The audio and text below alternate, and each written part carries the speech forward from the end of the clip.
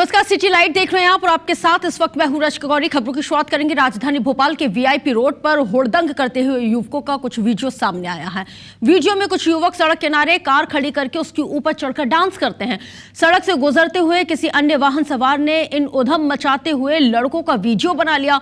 इस रोड पर लगातार इस तरह के मामले सामने आते रहे और जिसके बाद यहाँ पर पुलिस गश्त के निर्देश भी दिए गए थे। बावजूद उसके यहाँ पर गश्त ना के बराबर आज भी है और इसी का परिणाम तो यह है कि अभी भी इस तरह की जो घटनाएं हैं वो लगातार हो रही हैं।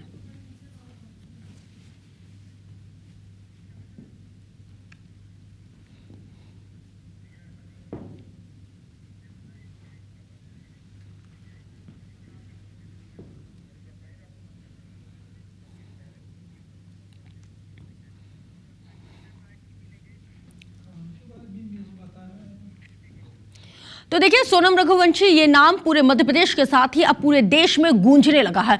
इंदौर ही नहीं, पूरे देश के लोग अब सोनम की वापसी की मांग कर रहे हैं और इंतजार कर रहे हैं। सोनम कहां है ये तो अब तक किसी को नहीं पता है, लेकिन मामले में रोज रोज नए खुलासे हो रहे हैं। अब सीबीआई जांच की भी तकरार शुरू हो गई है।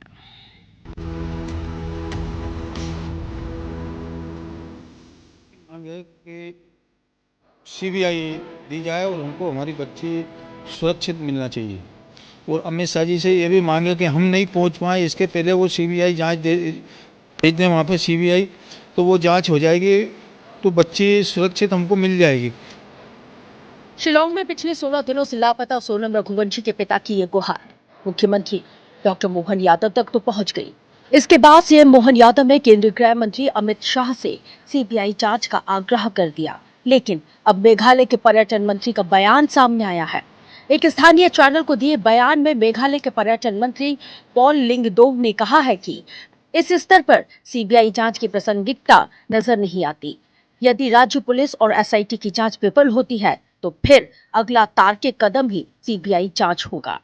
हम किसी भी आपराधिक तत्व का बचाव या फिर समर्थन नहीं करेंगे, चाहे वो अंदर से हो या फिर बाहर से।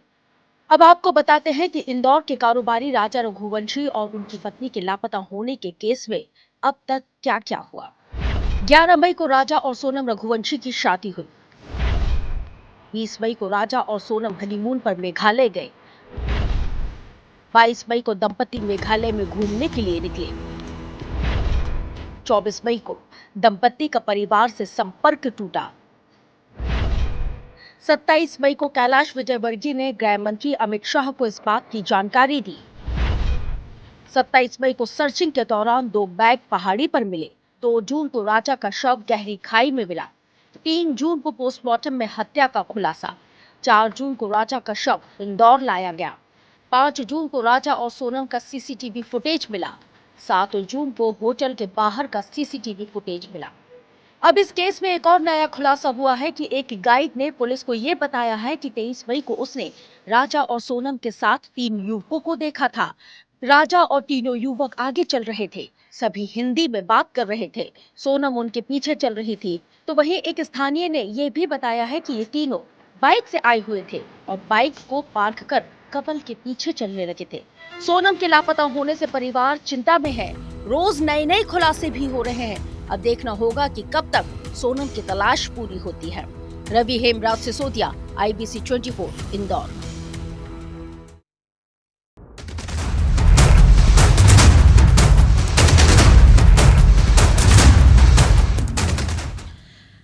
अब बात करेंगे ठगी का मास्टरमाइंड की। जी हाँ, आप भी सोच रहे होंगे कि आखिर ये ठग कौन है।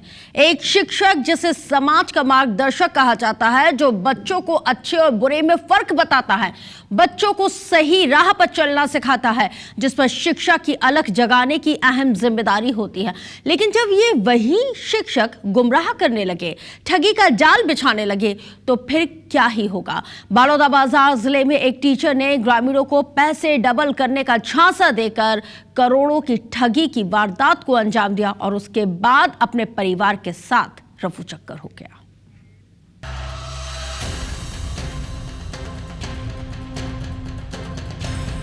सोना खान का गुरु घंटाल, शिक्षक ने की करोड़ों की ठगी। पैसा डबल करने का झांसा देकर ठगी। भोले भाले ग्रामीणों को बनाया शिकार, अब परिवार समेत हुआ फरार। यह है बलौदाबाजार जिले के वीरभूमि यानी सोना खान गांव। वैसे तो इस गांव की पहचान छत्तीसगढ़ के प्रथम स्वतंत्रता सेनानी शहीद वीर नारायण सिंह की जन्मस्थली से है, लेकिन इन दिनों ये गांव एक टीचर की करतूतों की वजह से चर्चा में है। दरअसल यहाँ की प्राथमिक शाला में पदस्थ प्रधान पाठक राम नारायण साहू ने शेयर मार्केट में निवेश कर पैसा डबल करने का झांसा दिया और ग्रामीणों से करोड़ों रुपए की ठगी को अंजाम दिया है। आरोपी ने सोना खान और उसके आश्रित महकम गांव के तकरीबन 80% लोगों को ठगा है। किसी ने घर जमीन गिरवी रखकर पैसे दिए हैं, तो किसी ने किसान क्रेडिट कार्ड से पैसे निकालकर ये पैसे सौंपे, लेकिन आरोपी उनको चूना लगाकर परिवार समेत गायब हो गया। जब हमारी टीम सोना खान पहुंची तो पीड़ित ग्रामीणों ने अपना दुखड़ा सुनाया। ये वही आरोपी शिक्षक का घर है जिन पर आरोप है कि वो कई सौ करोड़ रुपए लेकर फर्जीवाड़ा कर फरार हो गए हैं। ये आलीशान निर्माणाधीन घर है और इस घर के सामने हर दिन न केवल गांव के लोग बल्कि आसपास के गांव के ग्रामीण इसी आस में यहाँ पर आते हैं ताकि उनका दीदार हो सके और उनसे उनके पैसे मांग सकें। कुछ लोग यहाँ पर मौजूद हैं। कहाँ से हो आप लोग? मैं सूर्य नारायण से हूँ। हाँ, हमेशा आते हैं यहाँ पर घर को देखने के लिए? हाँ, हर हफ्ता आता हूँ मैं। मेरा विजिट भी रहता है इस हफ्ता, हर हफ्ता संडे को, और हर हफ्ता आता हूँ मैं। देखता बस हूँ कि घर भी खाली है, मकान भी खाली है, दुकान भी खाली है। सब यहाँ से मतलब फरार हो चुके हैं। और मेरा तो उनको भाई को 3 लाख रुपए दिया था नकदी, और मेरे भाई का लगभग 2.5 से 3 करोड़ रुपए फंसा हुआ है इनके पास, और वो पैसा देने का नाम नहीं ले रहा है। 10 महीना हो गया। हम और बेटी देवान करे है मोहदी वाला, इधर संतोष के माँ, और संतोष 2.5 लाख करे है, और संतोष जनक के करे 45 लाख। और वो आजकल कहत के 7 महीना हो गए, और 7 महीने के बाद आवे नहीं करा, फोन लगा था तो उठाए भी नहीं। और मोर घर वाली करे है समूह के पैसा दल सके 3 लाख। तो कुल मिलाकर आम लोगों से पैसे उन्होंने ऐंठे, महिला समूह उनसे भी कई लाख रुपए यहाँ पर लिए और फरार हो गए। आप गांव के कोतवाल हैं, कैसे शिकायतें मिलती हैं ठगी बारे में बताइए। समझता हूँ गाँव वाले रखे गए, मैं कोतवाली भी हैं। हाँ सर। हाँ, कैसे ठगी करे हो मैंने सर जैसे कहा कि हमारे जैसे समिति रहे हैं पैसा पटावन समूह में किस तलानन 40,000 50,000, तो 40,000 50,000 में हम लोग का चढ़ा बढ़ा के देखते सर। ऐसे चला गुरुजी है सर, गुरुजी बच्चों को पढ़ाता है, वो है हमारा गांव के रहस बिगाड़ दिया, सब पागल बना दिया, महकम को महका दिया सर। जनक का गुरुजी। तो न केवल ग्रामीणों को बल्कि किस तरीके से स्कूली बच्चों के परिजनों को गुरुजी ने अपने जाल में फंसाया और करीब 1500 से ज़्यादा की ठगी कर फरार हो गया है। और भी जानेंगे लोगों से कि किस तरीके से वो ठगी का शिकार हुए और अब तक गुरुजी के लिए क्या आस उनके मन में बची हुई है। आरोपी के जाल में केवल सोना खान और महकम गांव के ग्रामीण ही नहीं फंसे, बल्कि इन ग्रामीणों के रिश्तेदार भी ठगी के शिकार हो गए। आरोपी शिक्षक ने जिले भर के हजारों लोगों को चूना लगाया। कहा जा रहा है कि ठगी का ये आंकड़ा 1500 करोड़ के पार है। वहीं इस मामले की जब तहकीकात की गई तो इस पूरे मामले में 2 और ठगों का नाम सामने आया, जिनका नाम संतोष और जनक सागर बताया जा रहा है। जो आरोपी राम नारायण साहू के एजेंट हैं, जनक ने भी गांव में ही आलीशान मकान बनवा रखा है, लेकिन ठगी का खुलासा होने के बाद जनक भी परिवार समेत फरार हो चुका है। अब तक इस ठगी में आरोपी शिक्षक राम नारायण साहू का नाम सामने आ रहा था। जब लोगों से बातचीत किए तो उन्होंने एक और प्रमुख आरोपी का नाम बताया।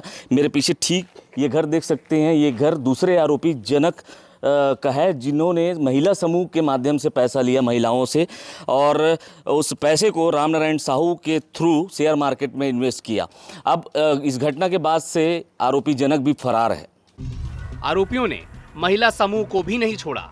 आरोपियों ने पैसा डबल करने का झांसा इस कदर दिया कि महिला समूह ने बाकायदा बैंक से लोन लेकर उनको पैसे दिए। किसी समूह ने 3 लाख तो किसी ने 35 लाख तक का इन्वेस्टमेंट कर दिया, लेकिन अब आलम यह है कि उनके पास लोन को चुकाने तक के पैसे नहीं हैं। इस वक्त एक महिला समूह की अध्यक्ष हमारे साथ मौजूद है। कितना पैसा तुमन से ठगी करे हो? मैंने 2 लाख देहन निकाल के ते कल 50,000 देहन। उतका दिन हमार बैंकों के नहीं पटाते न हमू मन ला नहीं देते। कैसे इकट्ठा कर पैसा ला? इकट्ठा हमन ला सरकार ग्रामीण बैंक से ले हन ना महिला समूह देथे इकट्ठा तो वो है कहिस 2 लाख के 4 लाख दिहा कहिस तब पैसा के लालच में सर दे देन ते कल ले सकेले वाला पैसा 50,000 हमन 10 रुपया सकेलन 10 महिला तो ओ हो रही 50,000 तो ओकर 1.5 लाख दिहा कही जनक राम सागर है तो उहू पैसा दे देहन ओकरो एको पैसा नहीं दिस समझ के करे हन बस वो तो बोलिस तिसने।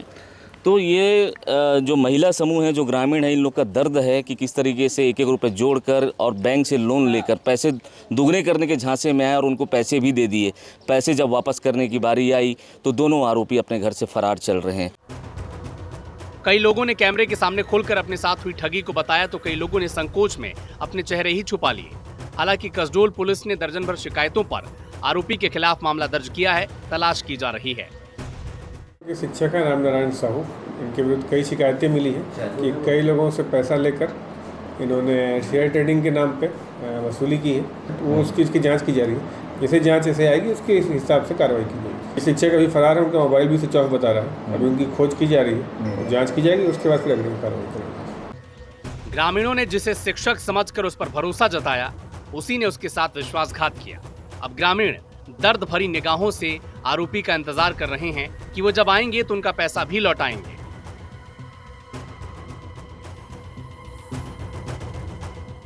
जिस वीर भूमि में आरोपी शिक्षक को शिक्षक की अलग जगानी थी, वहां उन्होंने शेयर मार्केट का एक बड़ा जाल बुना और फंसाए हजारों गरीब तबके के लोगों को। हालांकि अब वो यहां से फरार है, अपने साथियों के साथ फरार हो चुका है। लेकिन अब सबसे बड़ा सवाल है कि आरोपी राम नारायण साहू की गिरफ्तारी कब तक होगी और कब तक इन ग्रामीणों को न्याय मिल पाएगा। कैमरा पर्सन प्रवीण के साथ सुनील साहू, IBC 24 बलौदाबाजार। रायपुर से खबर, जहां पर सेक्स रैकेट से जुड़े हुए महादेव घाट मारपीट कांड के तार अब सभी युवतियों के दह व्यापार में संलिप्त होने की जानकारी से निकलते हुए सामने आ रहे हैं। युवतियों के मोबाइल की जांच में मिले कई ऐसे सबूत हैं। सूत्रों के हवाले से इस वक्त की ये जानकारी निकल के सामने आई है। एसएसपी रायपुर कल करेंगे इस पूरे मामले में बहुत बड़ा खुलासा, प्रेस कॉन्फ्रेंस करके इस बात का खुलासा करेंगे। इसके साथ ही पिछले दिनों मारपीट का वीडियो सोशल मीडिया पर जमकर वायरल हुआ था। डीडी नगर थाना इलाके की पुलिस घटनास्थल पर पहुंची और इस पूरे मामले को उसने संज्ञान में लेते हुए कार्रवाई को शुरू किया और इनको गिरफ्तार किया था। ये तस्वीर एक्सक्लूसिवली उसी वक्त की हम आपको दिखा रहे हैं और ये रायपुर का पूरा मामला है। और आपको ये भी बता दें कि सेक्स रैकेट से जुड़े हुए हैं महादेव घाट मारपीट कांड के ये पूरे तार, और ये वो युवतियां हैं जिनका कनेक्शन सेक्स रैकेट में जुड़ा हुआ बताया जाता है। सभी युवतियों के दह व्यापार में संलिप्त होने की जानकारी निकल के आई है। सूत्रों के हवाले से ये जानकारी है, जो अंदर खाने के सूत्र हैं वो इस बात का दावा कर रहे हैं। तो वहीं युवतियों के मोबाइल की जांच में इस तरह के कई सबूत मिले हैं। सूत्र इस बात की भी पुष्टि कर रहे हैं। तो वहीं एसएसपी रायपुर इस पूरे घटनाक्रम को लेकर कल एक बहुत बड़ा खुलासा अपनी प्रेस कॉन्फ्रेंस के जरिए करेंगे। पिछले दिनों मारपीट का जो वीडियो था वो सोशल मीडिया पर जमकर वायरल हुआ था।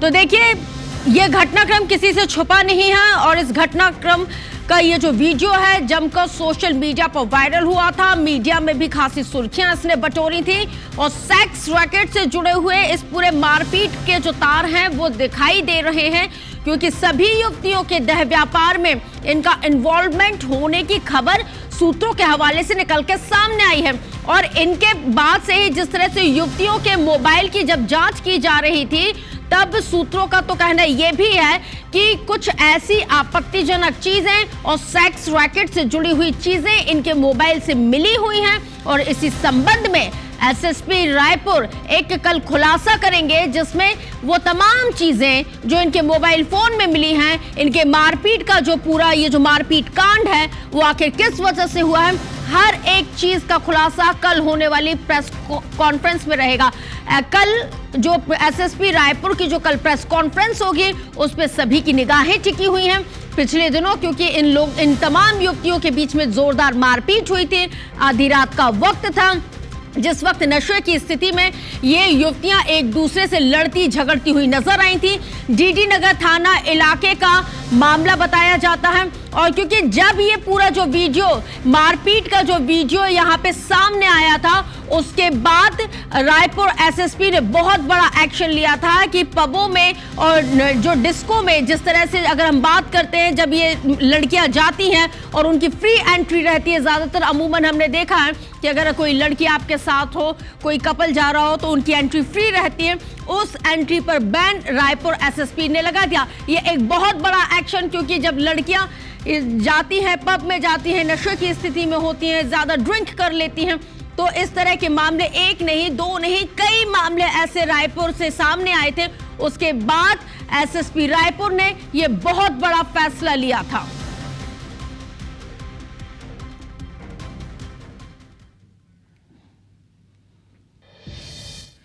तो देखिए, हमने बात छत्तीसगढ़ की राजधानी रायपुर की हमने आपको सेक्स रैकेट कांड के बारे में बताया कि इसके तार, ये जो मारपीट का जो कांड है, उसके तार कहां जुड़ते हुए नजर आ रहे हैं। तो अब रुख करेंगे मध्य प्रदेश की राजधानी भोपाल का, जहां पे भोपाल से राजस्थान के सीकर गए 3 साल के बच्चे के अपहरण का एक मामला सामने आया, क्योंकि बच्चा अपनी दादी और मां के साथ खाटू श्याम जी के दर्शन करने के लिए पहुंचा हुआ था।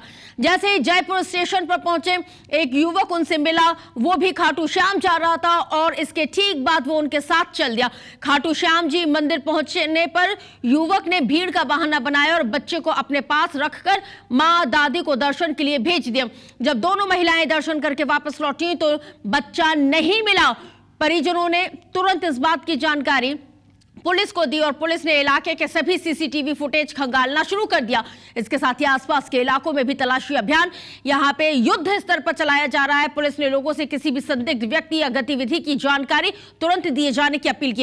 ये तस्वीर, ये आरोपी जिसने 3 साल के मासूम को अपने पास लिया, अपनी गोद में लिया और अब उनकी माता को और उनकी दादी जी को यह आश्वासन दिया कि आप लोग दर्शन करके आ जाइए, मैं आपका इंतजार करता हूं, आपका बच्चा मेरे पास सुरक्षित है। उन्होंने भरोसा किया, क्योंकि इंसानियत पर भरोसा करना ही सबसे बड़ा भरोसा कहलाया जाता है, इंसानियत है। तो उन्होंने भरोसा किया इस शख्स पर, और इस शख्स ने किस तरह से उनका भरोसा तोड़ा है, वो तस्वीर इस वक्त आपके टेलीविजन सेट पर।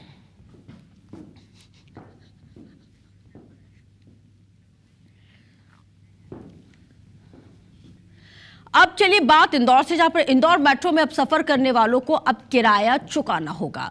रविवार से ये व्यवस्था लागू हो गई है और मेट्रो संचालन के पहले 1 सप्ताह तक यात्रियों को निःशुल्क सेवाओं को उपलब्ध कराया गया था, लेकिन अब यात्रियों को दूरी के मुताबिक टिकट खरीदना अनिवार्य है। 2 स्टेशन के बीच यात्रा करने पर यात्रियों को 5 रुपए का टिकट लेना होगा, जबकि 5 स्टेशनों तक का सफर तय करने पर यात्रियों को 8 रुपए चुकाने होंगे। दरअसल मेट्रो सेवा शुरू होने के पहले हफ्ते में ही 1.5 लाख से ज्यादा इंदौर वासियों ने मेट्रो की यात्रा की और मुफ्त सेवा के चलते शहर वासियों में मेट्रो को लेकर खासा उत्साह देखने को मिला। अब किराया लागू होने के बाद यह देखना बेहद दिलचस्प होगा कि कितने लोग नियमित रूप से मेट्रो सेवा का इस्तेमाल करते हैं। तो देखिए, मध्य प्रदेश सरकार छोटे किसानों को सौर ऊर्जा के माध्यम से बिजली उत्पादक बनाने की दिशा में एक अभिनव कदम उठा रही है। सूर्य मित्र कृषि फीचर योजना के तहत किसान सस्ती बिजली का उत्पादन करते हुए इसका इस्तेमाल और बिक्री दोनों कर सकेंगे। ऊर्जा मंत्री राकेश शुक्ला ने इस बात की जानकारी दी है। योजना के अंतर्गत विद्युत सब स्टेशनों को 100% क्षमता तक सौर परियोजनाएं स्थापित करने की योजना इसमें बनाई जाएगी और इससे स्थानीय उद्यमियों को भी निवेश और रोजगार के मौके मिलेंगे। इसके साथ ही किसानों को दिन में सिंचाई के लिए बिजली उपलब्ध होगी। शासन 25 सालों तक विद्युत क्रय अनुबंध करेगा और इसके लिए 10 जून को भोपाल के Kushabhau Thackeray international convention centre में सूर्य मित्र कृषि फीचर योजना समिट का आयोजन होगा, जिसमें प्रदेश के किसान शामिल होंगे।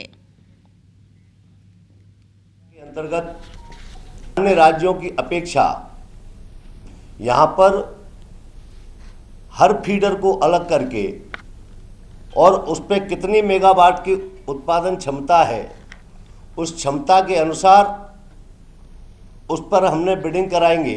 निवेशकों को बुलाया है, उसमें निवेशक भी आएंगे। मंत्री महोदय ने कहा कि इसके पीछे उद्देश्य ये है कि किसानों को हम कैसे दिन में बिजली दे पाए। तो आज की तारीख में ऐसे होता है कि 10 घंटे बिजली देने का आश्वासन सरकार ने दिया हुआ है किसान को।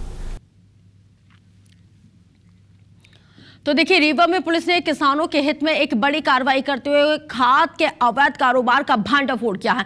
मुखबिर की जानकारी के आधार पर पुलिस ने एक ट्रक से भारी मात्रा में अवैध खाद को बरामद किया है। ट्रक चालक के पास किसी तरह के कोई दस्तावेज नहीं पाए गए और इसके बाद पुलिस और प्रशासन की संयुक्त टीम ने विश्वविद्यालय थाना क्षेत्र में एक खाद गोदाम पर छापामार कार्रवाई करते हुए 600 बोरी खाद को जब्त किया है।